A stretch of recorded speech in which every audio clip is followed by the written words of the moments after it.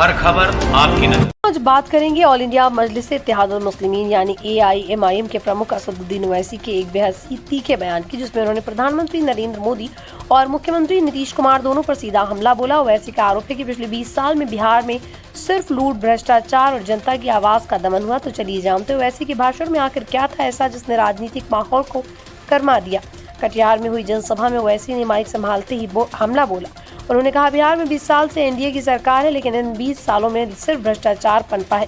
नीतीश कुमार के राज में सरकारी योजना लूट का अड्डा बन चुकी है। ओवैसी ने आगे कहा, प्रधानमंत्री नरेंद्र मोदी और नीतीश कुमार ने मिलकर बिहार को कंगाल बना दिया। लोगों की पेंशन तक लूटी जा रही है, गरीबों का हक छीना जा रहा है और फिर वोट के वक्त लोगों के खातों में कुछ हजार रुपए डालकर उन्हें बहलाया जा रहा है। ओवैसी ने मंच से मोदी नीतीश पर तंज कसते हुए कहा, मैं PM मोदी और नीतीश कुमार से पूछता हूं, जो पैसे आप लोगों के खाते में डाल रहे हो, क्या वो आपके जेब के हैं या जनता के?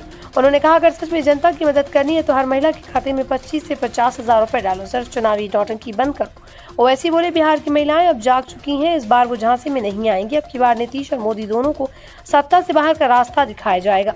ओवैसी का भाषण सिर्फ हमला नहीं, उसमें सीमांचल के विकास की बात भी थी। उन्होंने कहा, सीमांचल को हमेशा विकास से दूर रखा गया। सड़कें टूटी, अस्पतालों में दवाइयां नहीं, स्कूलों में शिक्षक नहीं, लेकिन हर चुनाव में नेताओं को सिर्फ वोट चाहिए, विकास नहीं। उन्होंने भावुक होकर कहा, मुझे किसी से दुश्मनी नहीं, मैं बस मरने से पहले सीमांचल की जनता को खुश देखना चाहता हूं। ओवैसी ने AIMIM को गरीबों, मजदूरों, किसानों और नौजवानों की आवाज बताया। उन्होंने कहा, वो जो जनता के बीच रहता है वही जनता के दर्द को समझता है। AIMIM वही पार्टी जो आपके अधिकारों की लड़ाई लड़ेगी।